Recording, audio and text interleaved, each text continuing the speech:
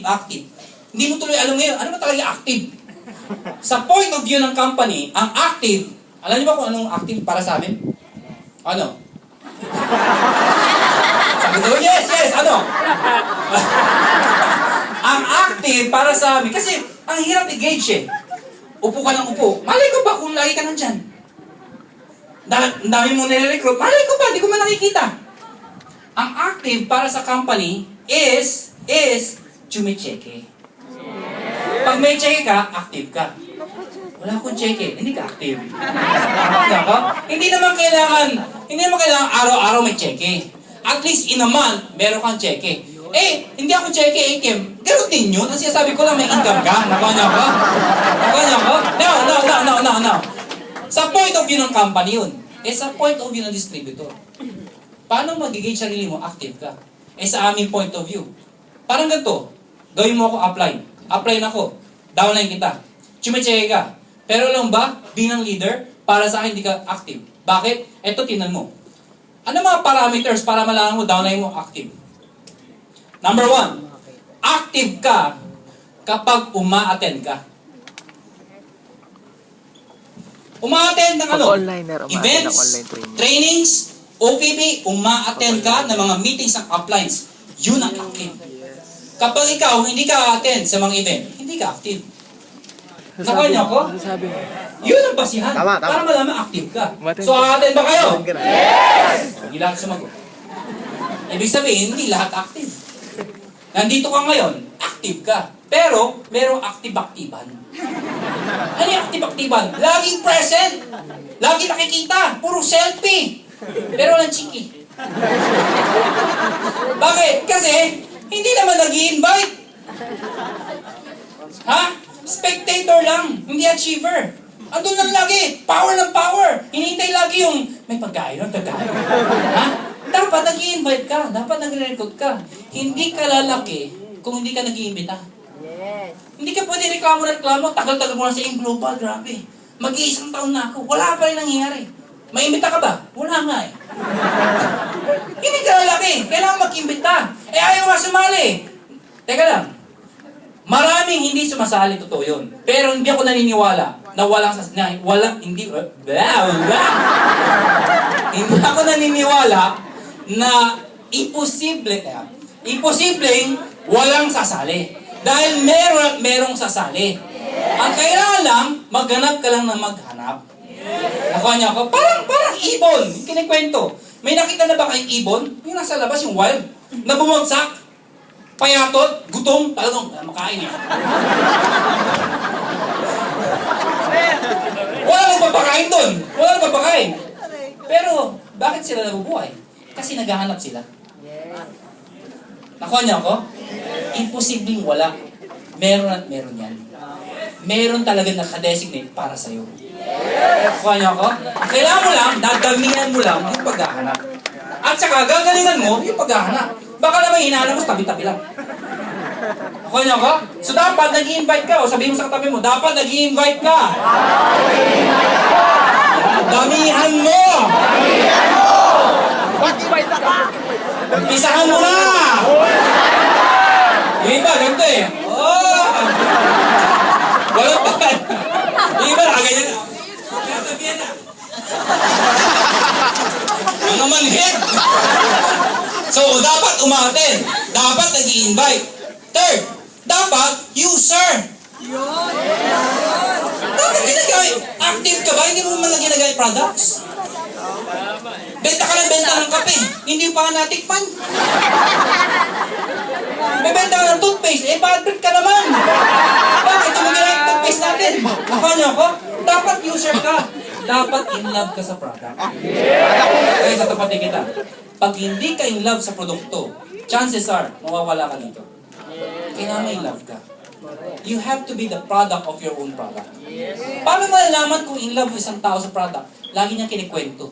Di ba pag in love ka, lagi mong kinikwento yung tao? Di ba? Kahit hindi naman siya kano-ano, kinikwento mo? Bakit? In love ka eh! Ganun sa product. Kahit hindi member, kahit hindi mo kano-ano, maya-maya sinisingit mo yung product. Pag kumakain ako sa labas, habang may kausap ako, sa harapan niya, naglalabas ako ng Colitus.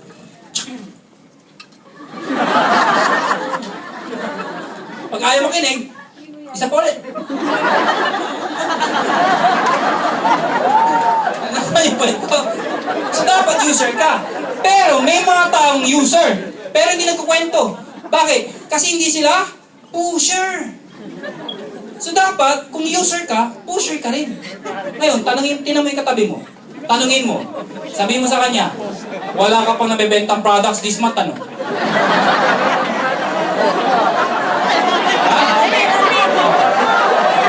Yung wala, umamin.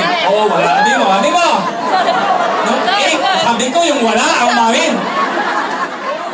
So dapat, pusher ka.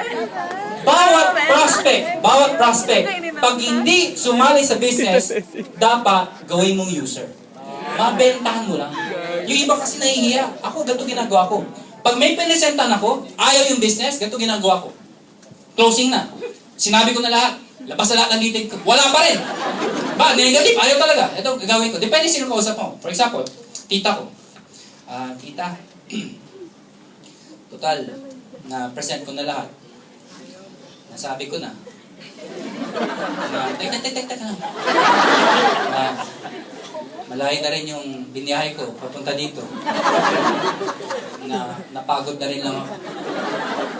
Siguro, kahit i-try mo na naman yung product, maging magandang encouragement na lang sa akin. Kasi gusto ko talaga magbago buhay. Alam mo, chances are, yung mga nakakausap mo ganun, umuo. Sige na nga, magkano ba yan? 7,980 po. Alam mo, minsan, kung sige, bigyan mo ang dalawa, ng 2 heads ba? Tapos, sabi pa yan, punta mo si tito mo, yan, may pera yun, nag-refer pa! Ang tawag doon, emotional marketing. Nakuha niyo ako? Pag hindi mo makuha sa excitement, kunin mo sa emotions. Ngayon, pag tinry yung products, huwag mong kakalimutan, i-follow up mo. Tita, kumusta yung product? Maganda ba? Pag sinabi niya, maganda. Sige, next week, deliveran kita ulit ha. Ganun. And ang tawag doon, you communicate. Attend, Okay. invite, use, and communicate. Okay. Ang active, nakikipag-communicate. Nagpa-follow up. Nagre-report sa upline. Pag tinext ang upline, nagre-reply. Ang distributor, pag hindi nagre-reply sa upline, hindi yan active. No man is an island. You cannot live alone. This is networking. This is a relationship business. We are a team. Actually, hindi na tayo team. Kung gusto mo lumalim dito, we are not a group, we are not a team. We are a family.